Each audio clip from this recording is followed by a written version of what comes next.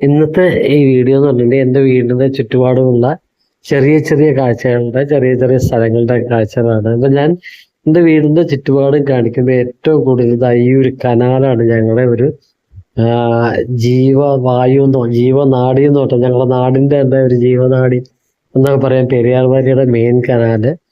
ഈ ഞാൻ ഇന്നത്തെ ഞാൻ ഇപ്പോൾ പറയാൻ ഉദ്ദേശിക്കുന്ന കാര്യം എന്താണെന്ന് വെച്ചിട്ടുണ്ടെങ്കിൽ ഈ ഒരു കനാലിൻ്റെ രണ്ട് സൈഡിലും കുറെ പാടങ്ങളുണ്ട്. പാടങ്ങളെന്ന് വെച്ചാൽ നമുക്ക് അരയ്ക്ക് മുകളിൽ ഒരുപക്ഷെ അര വരെ താഴ്ന്നു പോകുന്ന അത്രയും താഴ്ചയുള്ള പാടങ്ങളുണ്ട്. അപ്പൊ ഈ പാടങ്ങളിലൊക്കെ പണിയെടുക്കാനായിട്ട് വരുന്ന ആ ചേട്ടന്മാരുടെയൊക്കെ വീട്ടിൽ മിക്കവാറും എല്ലാവരുടെ വീട്ടിലും പോത്ത് ഉണ്ടാവാറുണ്ട്. കാരണം ഇത് ഉഴുകുന്നതിനായിട്ട് ഈ പോത്തിനെയാണ് ഉപയോഗിച്ചുകൊണ്ടിരുന്നത്.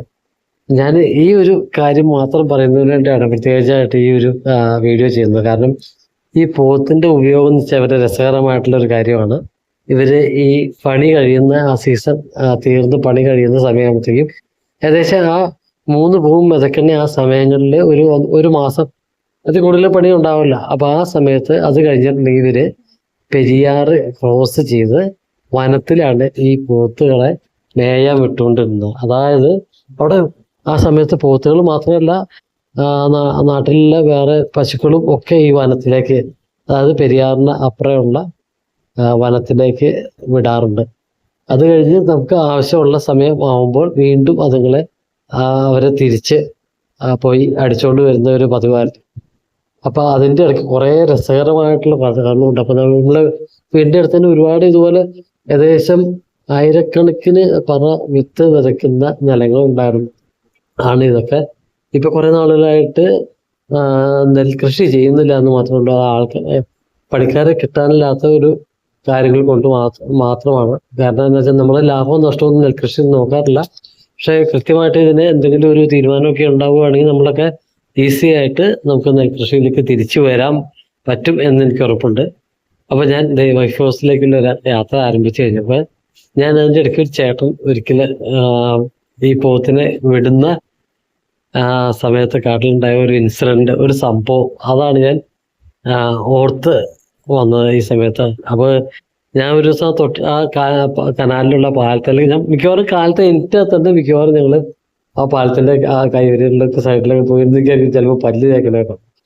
അപ്പൊ അങ്ങനെ പല്ല് തേച്ചോണ്ടിരിക്കുമ്പോൾ ഒരു ചേട്ടൻ മുമ്പ് പോയൊരു ബസ്സിൽ നിന്ന് ഇറങ്ങി ഇല്ലേ പാലം ക്രോസ് ചെയ്ത് വരുമ്പോൾ അപ്പൊ എൻ്റെ കൂടെ വേറൊരു ചേട്ടൻ കൂടെ ഉണ്ട്.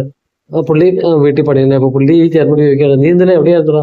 പോത്തിന് എങ്ങനെയുണ്ടെന്ന് നോക്കാൻ പോയിട്ട് ഇടയ്ക്ക് ഇവര് പോത്തിന്റെ ക്ഷേമം അന്വേഷിക്കാനായിട്ട് പോകും. നോക്കാൻ പോയിട്ട് കണ്ടോന്ന് ചോദിച്ചപ്പോൾ പറഞ്ഞു, ഞാൻ വൈകുന്നേരം ആവാറായി കണ്ടപ്പോ തിരിച്ചു വന്ന വഴിക്ക് എന്നെ ഒരു ആന ഓടിച്ചു. ഞാൻ ഒരു തേക്കിന്റെ മുകളിൽ കയറി രാത്രി മുഴുവൻ പുള്ളി കയ്യിലുണ്ടായിരുന്ന തോർത്ത് വെച്ച് പുള്ളിയുടെ ശരീരം ഒരു വലിയ തേക്ക് മരത്തിനോട് കെട്ടിവെച്ച് രാത്രി മുഴുവൻ അവിടെ ഇരുന്നത് അവിടെ ഒരു കഥ ഇങ്ങനെ പറഞ്ഞു കേട്ടിട്ടുണ്ട്. അപ്പൊ അതുപോലെ അത്രയും രസകരമായിട്ടുള്ള ഒരു കാര്യങ്ങളൊക്കെ ആയിരുന്നു. ഇപ്പോഴൊക്കെയാണെങ്കിൽ അതൊക്കെ എന്തായിരിക്കും അല്ലേ ഇങ്ങനെ ഒരു കാര്യങ്ങളൊക്കെ. അതായത് ഞാൻ വൈഫ് ഹൗസിലേക്ക് പോയിക്കൊണ്ടിരിക്കുകയാണ്. ഇവിടെ എനിക്കൊരു വീടുണ്ട്, അവിടെ മോളൊരു ഡാൻസ് ക്ലാസ് നടത്തുന്നുണ്ട്. അപ്പൊ ആ ഒരു സ്ഥലത്തേക്ക് പോവാണ്. അപ്പൊ കുറച്ച് കാര്യങ്ങൾ അവിടെ ചെന്നിട്ടുണ്ട്.